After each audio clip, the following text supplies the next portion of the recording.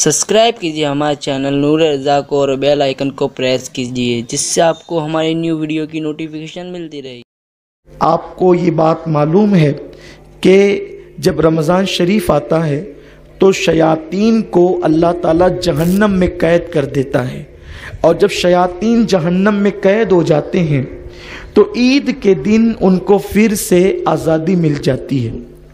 रमज़ान शरीफ का चाँद जैसे ही ख़त्म होकर ईद का चाँद नज़र आता है तो उनको आज़ादी मिल जाती है, जहन्नम से वो खुल जाते हैं। और ईद की सुबह को वो शैतानों का जो सबसे बड़ा सरदार होता है वो अपने सर पे खाक डालता है।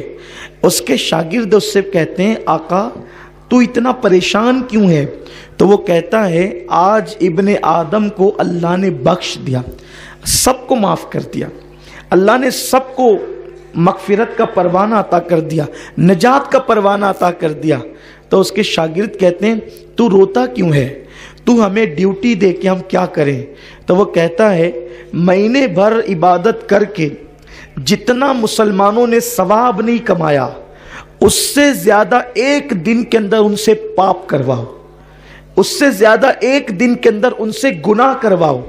ले जाओ किसी को जिना के अड्डे पर, ले जाओ किसी को शराब के अड्डे पर, ले जाओ किसी को जुए के अड्डे पर, ले जाओ किसी को बुराई के अड्डे पर। महीने भर तक के ये जितने गुनाहों से महफूज रहे, इन सब को जो है एक दिन के अंदर इतने गुनाह करवाओ कि अल्लाह पाक फिर से उनसे नाराज हो जाए। मेरे प्यारे आका अलैहिस्सलाम के प्यारे दीवानों, ये फरमान किसका है? ये हदीस रसूल पाक सल्लल्लाहु अलैहि वसल्लम की है, और हुजूर अलैहिस्सलाम ने अपनी हदीस में शैतान की ये सारी कारकर्दगी को बयान फरमाया।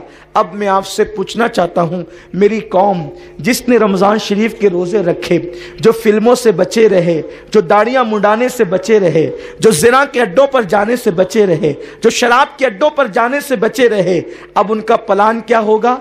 जल्दी से ईद की नमाज अदा करें, घर जाएं और लोगों से मिलें, और उसके बाद फिर दोस्तों अहबाब के साथ फिल्मों में जाएं। कितनी अफसोस की बात है कि मुसलमानों का इतना अजीम त्यौहार ईद का दिन, जिस दिन अल्लाह मुसलमान के पापी से पापी बंदे को भी बख्श देता है, मोमिन अगर है उसके दिल में जर्रा बराबर राई का दाना है तो अल्लाह उसके पाप नहीं देखता। ईद के मुबारक दिन के सदके अल्लाह उसके सारे जराइम को बख्श देता है। लेकिन जिस बंदे को खुदा ने अपनी रहमत से बख्श दिया, उस बंदे का हाल क्या है? अब वो फिल्म में जाने का प्लान कर रहा है, और मुसलमानों के त्यौहार पर बाज़ाब्ता तौर पर फिल्म खानों पे बोर्ड लगते हैं कि ये हाउसफुल हो गया है, अब यहाँ बैठने की जगह नहीं। मैं सिर्फ आपसे इतना पूछना चाहता हूँ, क्या कभी ईसाइयों के त्यौहार पर भी फिल्म खाने हाउसफुल होते हैं? क्या कभी काफिरों के त्यौहार पर भी फिल्म खाने हाउसफुल होते हैं? मुसलमानों, तुम्हें शर्म आनी चाहिए कि जिस मजहब के रसूल ने आंखों से बदनजरी करने पर फरमाया कि जो लोग निगाहों से बदनजरी करेंगे, अल्लाह ने जिन चीजों को देखने से मना किया है, उन महरमात को अगर वो अपनी आंखों से देखेंगे, मरते वक्त पहले उनका ईमान छीना जाएगा, उसके बाद उनको मौत आएगी। हैरत है वो कौमें, वो लोग जिनके यहाँ रसूल की आमद का कोई तसव्वुर नहीं, हैरत है जिनके यहाँ कुरान जैसी किताब नहीं, उन कौमों के त्यौहार पर फिल्म खाने हाउसफुल नहीं होते, उन कौमों के त्यौहार पर जिना के अड्डों पर पहरे नहीं बिठाए जाते। और मुसलमानों, हैरत है। और फिर क्या वक्त आ गया है, हमारे नौजवान ऐसे निकलेंगे गुनाहों की तरफ। ईद का दिन है, न सैर व तफरीह के लिए कोई ममानियत है, न खुशी के लिए कोई ममानियत है, लेकिन मुसलमानों हम खुशी करें, नाजायज़ काम न करें, इसलिए कि तुम पर ऐसी आफतें, ऐसी बलाएं टूट पड़ी है कि अगर तुम उससे निपटना भी चाहो तो नहीं निपट सकते। मेरा अल्लाह फरमाता है, वमा अस्साबकुम मिन मुसीबतिन फबिमा कसबत ऐदीकुम, कि तुम पर जो भी मुश्किलें और मुसीबतें आती है वो तुम्हारे हाथ की कमाई है। हमारा हाल ये है, जब तक के कमाए हुए पूरा पैसा मेरी कौम का नौजवान ख़त्म नहीं कर देता, उस वक्त तक वो ड्यूटी पर नहीं जाता, اور گناہوں کے اڈوں کو آباد کرتا رہتا ہے۔ خدارا اپنے بچوں کے مستقبل کی فکر کرو، اپنے آپ کی فکر کرو، اپنی اولاد کی فکر کرو۔ آپ بتائیں اگر اس طریقے سے فضول خرچی تم کرتے رہے تو تم اپنے بچوں کی تعلیم پر کب توجہ دو گے؟ لوگ کہتے ہیں کہ مسلمانوں کے پاس پیسے نہیں ہیں اس لیے وہ اپنے بچوں کو پڑھاتے نہیں ہیں۔ اپنے بچوں کو نہیں پڑھاتے ہو، تمہارے بچے جاہل اور گوار رہتے ہیں تو غربت تمہارے گھر سے نہیں نکلتی۔ اگر ایک شخص اپنے بچے کو پڑھائے، اس کو تعلیم حاصل کروائے، تو میں آپ کو یہ کہنا چاہتا ہوں 10 سال اگر ایک بندہ محنت کرے اپنے بچے کو پڑھانے پر، انشاءاللہ 10 سال کے بعد اس کی غربت کا خاتمہ ہو جائے گا۔ کیونکہ جب بچہ پڑھ لکھ کر کے بڑا ہوگا تو وہ بچہ جو ہے اپنے ماں باپ کی غربت کے دور کرنے کا ذریعہ بن جائے گا۔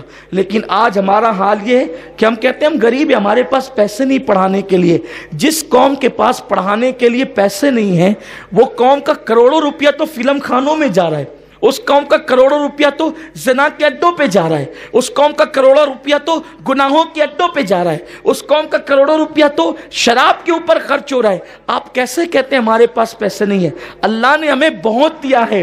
اگر ہم اپنی اللہ کی دی ہوئی دولت کو صحیح راہ میں خرچ کریں تو انشاءاللہ تبارک و تعالی ہم ترقی کر سکتے ہیں۔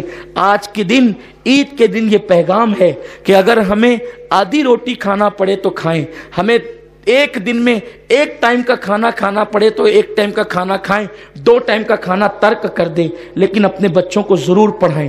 خاص طور پہ اسکول کالجز اپنے بچوں کو پڑھا کر کے اپنے بچوں کو آگے بڑھائیں۔ جب تک کہ قوم مسلم تعلیم حاصل نہیں کرے گی، یہ قوم کبھی ترقی نہیں کر سکتی۔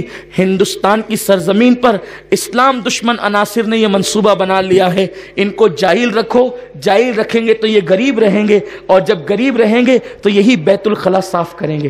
وہ قوم جس نے اس ملک میں 1000 سال تک حکومت کی ہے، اب اس قوم سے بیت الخلا صاف کروانے کا منصوبہ ہے۔ اور کیوں؟ تاکہ تم کو جاہل رکھا جائے، ان پڑھ رکھا جائے۔ خدا کے لیے اپنے شوق پہ کنٹرول کرو، خدا کے لیے فضول خرچی پہ کنٹرول کرو، اپنے بچوں کو پڑھانے کا عزم کرو۔ اگر آج کی اس محفل میں میرا کوئی بھائی یہ طے کر لیتا ہے کہ مجھے ایک وقت کا کھانا پڑے تو میں کھاؤں گا، لیکن میں اپنے بچے کو اعلیٰ ڈگری دلاؤں گا۔ لوگ کہتے ہیں نوکری تو ہمیں ملتی نہیں، ہمارے ساتھ تو تعصب کیا جاتا ہے، پھر ہم اپنے بچوں کو کیوں پڑھائیں؟ یاد رکھیں، اپنے بچوں کو ایسی کوالٹی دے دیں کہ دنیا مجبور ہو جائے، تمہارے بچوں کو نوکری نہیں ڈھونڈنا پڑے، نوکریاں تمہارے بچوں کو خود تلاش کریں۔ ہمارا یہ مزاج ہونا چاہیے۔ اور پھر ہم نوکری کے لیے اپنے بچوں کو نہیں پڑھاتے ہیں، ہم اپنے بچوں کو ڈگری اس لیے دلواتے ہیں تاکہ ہمارے بچوں کے اندر کوالٹی پیدا ہو، ہمارے بچوں کے اندر شعور پیدا ہو، ہمارے بچوں کے اندر سنجیدگی پیدا ہو۔ مسلمان فضول خرچی سے پرہیز کرے، اور مسلمان جو ہے اپنی دولت کو ضائع کرنے سے پرہیز کرے۔ اللہ تمہیں بہت دیتا ہے لیکن تم اس کی قدر نہیں کرتے۔ میرے پیارے آقا علیہ السلام کے پیارے دیوانوں، کہنے کی بہت سی باتیں ہیں، لیکن بات اتنی ہے، میری تقریر سے زیادہ آپ کا وقت قیمتی ہے، اس لیے میں اپنی گفتگو کو زیادہ طول نہیں دوں گا، بس ایک بات کہہ کے اپنی گفتگو کو ختم کر دوں گا، ورنہ آپ کو ہر سال یہاں آنا ہے۔ آپ کا یہ مزاج نہ بن جائے کہ جماعت تو تاخیر سے ہوتی ہے تو ہم نے دیر سے جانا ہے، نہیں، میں 5 منٹ تقریر کم کروں گا چلے گا، لیکن ہم اپنی عیدگاہ کے مزاج کو بنانا چاہتے ہیں، اس لیے بنانا چاہتے ہیں کہ یہاں سال میں 2 مرتبہ آپ کو جمع ہونا ہے۔ ہر بندہ یہ سوچ کر کے آئے کہ ہم جائیں گے اور وقت پہ جماعت کھڑی ہو جائے گی، کسی کا انتظار نہیں ہوگا۔ ہم چاہتے ہیں کہ یہ مزاج آپ کا بنے۔ بس میں اپنی گفتگو کو یہ کہتے ہوئے ختم کرتا ہوں۔ اللہ نے فرمایا وَلَا تَتَّبِعُوا خُطُوَاتِ الشَّيْطَانِ، تم شیطان کے پیچھے نہ چلو، اور آپ شیطان کے پیچھے نہ چلیں۔ شیطان آج پوری طاقت لگا دے گا، پورا زور لگا دے گا۔ کتنا افسوس ہے نا کہ مسلمان جو سال بھر تک کے گناہوں سے بچا رہا، حجام کی دکان پہ داڑھی منڈانے کے لیے اب بھیڑ ہوگی، ٹکٹ فلموں کے خریدنے کے لیے بھیڑ ہوگی۔ سوچو اس وقت تو رسول پاک کے دل پہ کیا گزرے گی۔ تمہارے نبی تو زندہ ہیں نا، تمہارے نبی زندہ ہیں، ہمارے نبی زندہ ہیں، ہمارے رسول جن کا ہم کلمہ پڑھتے ہیں وہ رسول زندہ ہیں، اور وہ ہماری جان سے زیادہ قریب ہیں، وہ ہماری جان سے زیادہ قریب ہے۔ تو ہم جو کچھ کرتے ہیں हुजूर अलैहिस्सलाम वो सब कुछ देखते हैं। तो बताओ, ईद के दिन अगर माँ का दिल दुखाओगे तो तुम्हारे रोज़े तुम्हारे मुंह पे मार दिए जाएंगे। ईद के दिन अगर तुमने रसूल पाक का दिल दुखाया तो तुम्हारे रोज़ों का हाल क्या होगा, तुम्हारे सदका फित्र का हाल क्या होगा, तुम्हारी इबादतों का हाल क्या होगा। इसलिए खुदा के लिए जब भी शैतान तुम्हें गुनाह की राह पे ले जाने की कोशिश करे तो दिल में सिर्फ एक तसव्वुर कर लेना, हुजूर मुझे कब्र अनवर से देख रहे हैं। अगर वो नाराज़ हो गए तो दुनिया भी तबाह हो जाएगी और आखिरत भी तबाह हो जाएगी। अल्लाह ताला हम सबको तौफीक अता फरमाए।